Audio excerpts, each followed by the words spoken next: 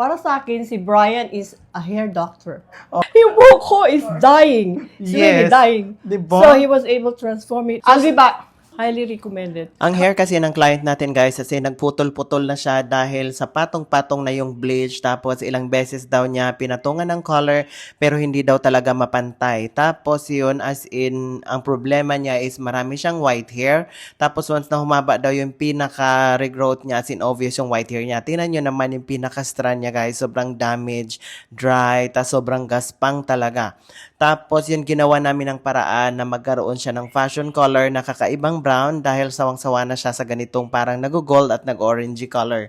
So pinaka nakakatakot talaga ang procedure sa hair ng client kung meron silang dating highlights tapos ipa-fashion ulit, mag-create na naman tayo ng bagong highlight. So pinipili natin yung pinaka-highlights niya na yung damage at nag-create tayo ng bago. So hindi ko lang napakita yung procedure neto dahil sa sobrang naming busy at hindi ko na malaya na hindi ko na talaga nakuhanan na yung pinaka foiling technique niya. So, nung pagkatapos ng color correction siya guys, so pinatungan na namin yung pinaka color na bagong color niya. So, at the same time, yung mag-blend yung pinaka-white hair na hindi siya yung totally obvious na obvious dahil yung color niya dati is yung dark. Kaya siya obvious yung white hair. So, ito yung after. Tingnan nyo naman, grabe, napakaganda na yung transformation niya. Tapos, yung pinaka-highlights niya dati guys, talagang na-repair natin at looking healthy na talaga siya. So, nag-treatment tayo na yung talagang nakaka-revive yung pinaka-dry niya.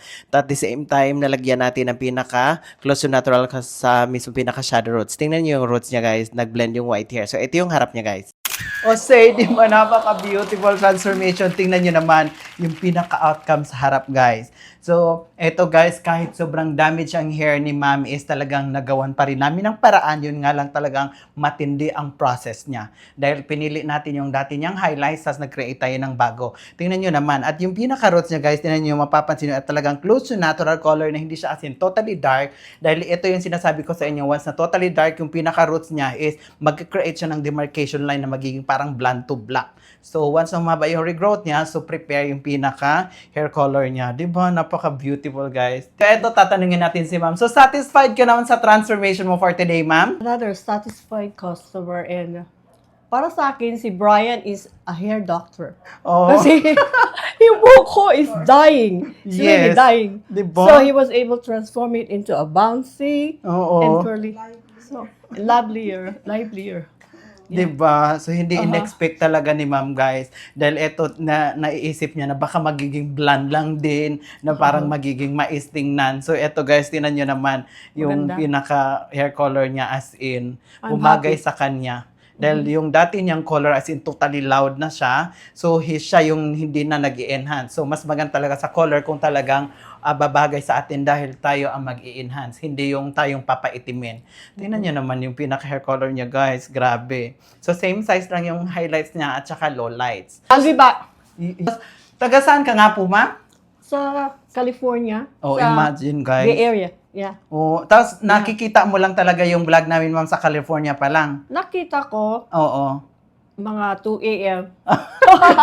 Hindi ako natutulog. Kaya, yeah, sabi ko, oh, I wish I could see Brian. Oh. I think this girl knows how to talk, he knows about everything about hair. Oo. She knows,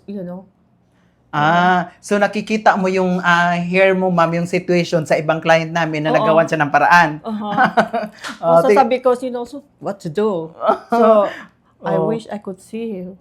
Oh, di ba guys? Yeah. So nasa Ilocos pa lang kami nagtawag na si ma'am na yung magpa-appointment siya etong araw ng 17. Tingnan niyo naman guys, nagawa ng paraan yung hair niya. So nakikita niya lang yung mga situation sa mga ibang customer na yung same situation din sa hair niya na mga dry or damage, so nagawa ng paraan. So ayun, thank you so much, ma'am. Highly recommended. Oh.